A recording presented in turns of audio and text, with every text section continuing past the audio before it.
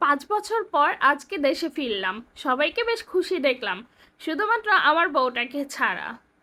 জিজ্ঞেস করলাম, লামিয়া তোমার কি মন খারাপ নাকি অন্য কোনো সমস্যা? না, কোনো সমস্যা নেই, তুমি এখন রেস্ট নাও, তোমার জন্য আমি ঠান্ডা পানি নিয়ে আসি। আবার বললাম, তোমার পায়ে কি হয়েছে? আরে কিছু না, পায়ে একটু ব্যথা পেয়েছিলাম, তাই এমন হয়েছে। তাই? হ্যাঁ, শোনো, আমার শরীরটা বর্তমানে অনেক ক্লান্ত, আমি একটু ঘুমাই। এছাড়া বিকেলবেলায় দুজনে ঘুরতে যাব কিন্তু। ঠিক আছে। এরপর হাসিব 4-5 ঘন্টা ঘুমানোর পর লামিয়াকে বলে, লামিয়া চলো ঘুরে আসি। চলো। আরে পাগলি, এমনি যাবে? তোমার পছন্দের নীল শাড়িটা পরো, কপালে কালো একটা টিপ দাও, হাতে পায়ে স্বর্ণের জিনিস পরো। হা হা হা, আমি এইসব কোথা থেকে পাবো? আমার তো শুধুমাত্র একটি শাড়ি আর একটি জামা। মজা করো আমার সঙ্গে? তোমার সঙ্গে মজা করব কেন? যা সত্যি তাই বলছি। আমি তো 5-6 মাস পর পর তোমার পছন্দের শাড়ি কেনার জন্য মায়ের কাছে টাকা পাঠাই। প্রতি মাসে তোমাকে 2,000 টাকা করে দেই। এছাড়া তোমার স্বর্ণের জিনিস তৈরি করার জন্য কিছুদিন আগে আমি 1,00,000 টাকা পাঠাইছি। ভালো? ভালো মানে কি? তোমার যখন বলতাম তখন তুমি বলতা সব আছে। আমি তোমার দেওয়া কিচ্ছু পাইনি, তুমি যাকে দিয়েছো তাকে জিজ্ঞেস করতে পারো। কথাটি শোনা মাত্রই হাসিব ও তার মাকে ডাক দিল। মুহূর্তে ওর মা রুমে আসলো। কি হয়েছে বাবা? লামেক শাড়ি কই? ওর স্বর্ণের জিনিস কই? মা নিশ্চুপ। কি হলো মা? আমার কথার উত্তর দাও। তোমার মা কি উত্তর দিবে? এর থেকে আমি বলি, কিছু খুলি বলি। শোনো, তুমি যখন বিদেশে যাও তোমার মা এবং তোমার বোন আমাকে অনেক নির্যাতন করে, যা বলার মতো না।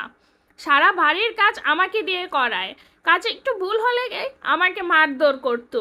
তুমি যে টাকা আমাকে পাঠাতে সেই টাকা তোমার বোন নিয়ে নিত। স্বর্ণ কেনার জন্য টাকা দিয়েছে তোমার বোন, ওই টাকা দিয়ে আইফোন কিনেছে।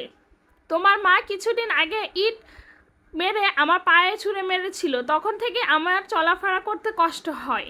তুমি বলতে না আমি কেন তোমার সঙ্গে কথা বলি না? আসলে তোমার মা বোন আমাকে কথা বলতে দিত না। মা নিশ্চুপ। আমার অনুপস্থিতিতে তোমরা আমার বউর সঙ্গে এমন করেছো? আমার বউকে কাজের মেয়ের মতো রাখেছো? ছি মা, ছি। বাবা, আমাকে ক্ষমা করে দে। চুপ করো তুমি, ভাবতেই পারি না তুমি এত নিচে নামতে পারবে।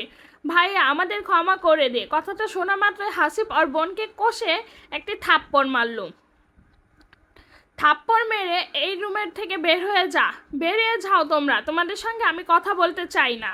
মুহূর্তেই দুইজন বেরিয়ে যায়। লামিয়া, আমাকে ক্ষমা করে দিও, আমি সত্যি জানতাম না। আরে ধুর, ক্ষমা চাইতে হবে না, শুধুমাত্র আমাকে কথা দাও তুমি বিদেশ যাইবে না। কথা দিচ্ছি কখনোই বিদেশ যাব না, বাকিটা জীবন তোমার সঙ্গেই থাকবো আমি। তাহলে ঠিক আছে, চলো মার্কেটে যাব, তোমার যা যা লাগবে সব কিছু কিনে দিব। হ্যাঁ সত্যি, আসলে যাদের স্বামী বিদেশ থাকে তারাই বুঝে বাস্তবতা কি।